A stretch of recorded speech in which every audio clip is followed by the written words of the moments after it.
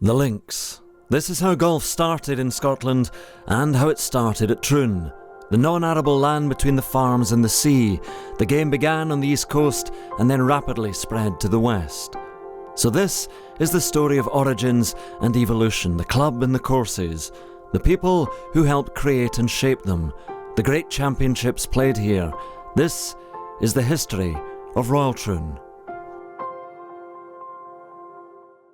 Troon Golf Club was founded on the 16th of March 1878, and during its first year 52 members joined the club, but their first priority was to build a golf course.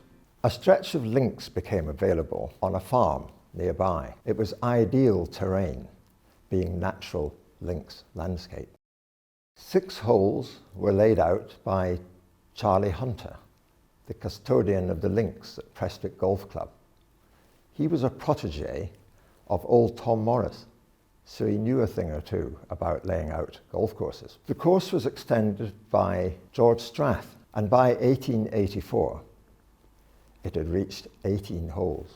In 1910, Willie Fernie laid out 2 of Troon's most iconic holes, the postage stamp and the railway hole. Today, they remain fearsome challenges for all golfers of all standards. Those are the foundations of today's championship course. As golf became more popular in the 1890s, another course was laid out beside the existing one in 1897. It was designed by Willie Fernie, but in 1920, Dr. Alistair Mackenzie reconfigured it and it was renamed the Portland course. James Braid made alterations to the championship course in 1922 in preparation for the Open Championship of 1923. J.L.C. Jenkins was a remarkable man. He was one of 5 brothers, all of whom were scratch golfers or below. His sister, Dorothea, was a champion golfer as well. In 1914, Jenkins won the Amateur Championship at Royal St George's in a tense final against Major Heslett. The same year, Jenkins was the leading amateur in the Open Championship at Prestwick, winning the silver medal. With the outbreak of war, he volunteered as a private and fought in France. At the Battle of Loos in 1915, he suffered a severe shrapnel wound to his neck. Back in action in 1917, he led a successful raid on enemy lines. It was on their trenches, and he won the Military Cross for that action, for conspicuous gallantry in the field, but again, he was wounded. On returning to civilian life, he resumed competitive golf. He played in the informal match in 1921 between Great Britain and Ireland and the USA, the forerunner to the Walker Cup. In his own matches, he suffered 2 defeats. Firstly, in the foursomes against Bobby Jones and Chick Evans, and in the afternoon in the singles against Francis Wemett. He continued to play golf at the highest level, but although still a very fine golfer, sadly, the war had taken its toll. J.L.C. Jenkins was an early member of the R&A's Championship Committee, and he served as a distinguished captain of this golf club after World War II.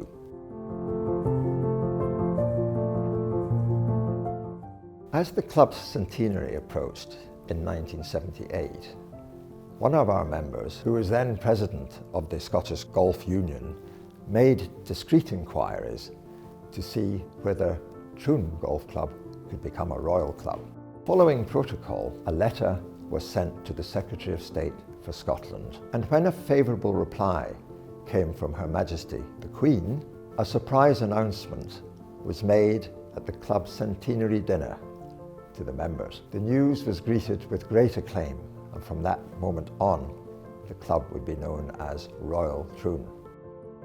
Having been granted royal status, it was agreed that the club should have a new crest. A petition to the Lord Lion was lodged requesting ensign's armorial, and in 1979 the new heraldic insignia made its appearance.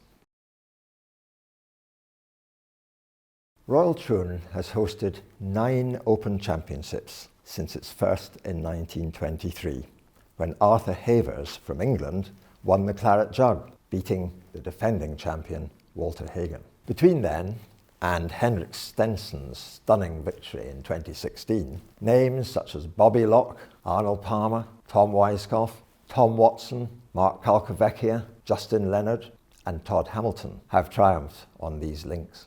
However, not everyone fared so well. In 1950, the German amateur champion Hermann Tisses struggled at the par 3 poster stamp. Missing the green in the left-hand bunker, he rattled up a score of 15 with only a single putt. In 1962, the railway hole claimed 2 scalps. The 1951 Open champion Max Faulkner managed to score 11, and Jack Nicklaus, the same year, scored 10. Royal Troon hosted the Senior Open Championship in 2008, which saw a sudden death playoff between John Cook and Bruce Vaughan. Vaughan prevailed, and at the first extra hole landed the biggest paycheck of his career, £199,000. Royal Troon has hosted 6 amateur championships since its first in 1938, when Charlie Yates of the USA won the title. He was followed by John Baharrell, aged 18, Michael Bonallock, Peter McAvoy, Gary Wostenholme, and Alan Dunbar. The club has also staged 6 Scottish Amateur Championships, 1 Scottish Amateur Stroke Play Championship, 1 British Mid-Amateur Championship, and 4 Men's Home Internationals. Ladies golf has been played here almost since the beginning, when the Ladies Golf Club Troon was formed in 1882. 4 British Ladies Amateur Championships, 5 Scottish Ladies Close Amateur Championships, and 2 Women's Home Internationals, 1952 and 1976, have been contested at Troon. The first championship to be hosted here at Troon was the 1904 British Ladies Amateur Championship. It was won by Lottie Dodd from England and was watched by over 6,000 spectators. Other winners have included Joyce Weathered, Moira Patterson and Jodie Rosenthal from the USA. In addition, the club has hosted the Helen Holm Open Stroke Play Championship, played over the Portland and the Old courses since 1973.